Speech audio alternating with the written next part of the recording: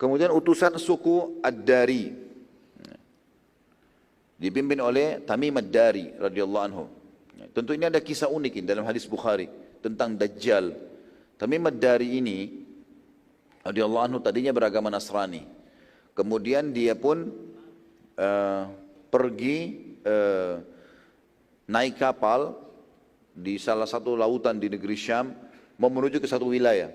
Rupanya di wilayah itu di tengah lautan kapal mereka dihantam oleh ombak yang keras sehingga mereka pun pingsan semuanya. Lalu mereka sadar pada saat kapal itu sudah terdampar di sebuah pulau. Dan mereka pada saat terbangun mereka menemukan ada sosok ya, hewan yang berbulu tapi bisa berbicara. Ya. Dalam hadis disebutkan jassas ya. Yang jelas dia duduk, dia berbicara mengatakan, datanglah ke tengah pulau ini karena ada orang yang mau menemui kalian. Maka kata Tamim Ad-Dari radhiyallahu anhu, waktu itu masih Nasrani. Dia bilang, kami pun jalan ke tengah-tengah pulau, kami temukan ada seseorang yang sedang dibelenggu di dalam sebuah gua. Lalu dia pun bertanya kepada kami, kalian dari mana? Gitu kan. Pertama Tamim Ad-Dari mengatakan, kami bertanya, siapa engkau ini? Maka dia pun menjawab, aku tidak akan kemana-mana seperti kalian lihat, terbelenggu. Jawablah dulu pertanyaanku, baru aku jelaskan siapa aku. Maka dia pun berkata, kata Tamim Ad-Dari, kami pun berkata silakan bertanya. Lalu dia bertanya tentang sungai di Palestina, apakah masih ada? Kata Tamim Ad-Dari, masih ada. Kata dia, sebentar lagi akan hilang. Ya. Lalu kemudian dia tanya lagi sama dia, apakah kalian, dari mana kalian? Mereka bilang dari Jazirah Arab. Ya.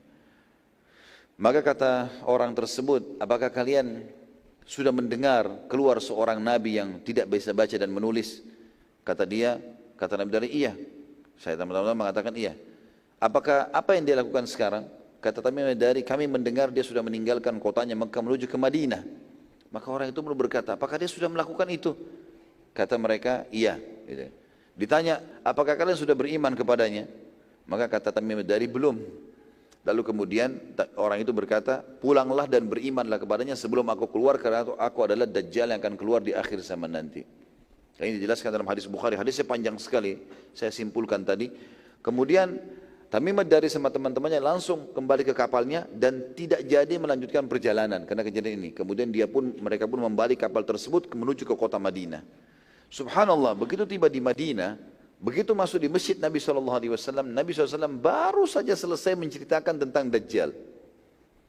Ciri-cirinya Dajjal, dia akan keluar akhir zaman dan seterusnya. Tamim Ad-Dari langsung duduk dan mengatakan, wahai Rasulullah, dia enggak bilang lagi wahai Muhammad, sudah yakin. Ya. Kami memiliki cerita, seperti inilah ceritanya, diceritain sama dia.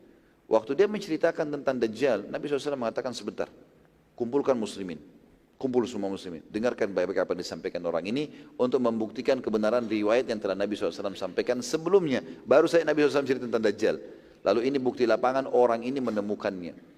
Dan ini juga sebagian ulama berpegang pada hadis yang mengatakan Dajjal sudah ada. Ya. Cuma kuasa Allah SWT diletakkan di mana, Allahu a'lam. Karena di situ juga tidak disebutkan di pulau mana. Keadaannya Tamim Ad-Dari dan teman-temannya pingsan pada saat itu. Akhirnya terjadilah masuk Islam Tamim Ad-Dari radhiyallahu anhu dan menjadi seorang sahabat yang mulia.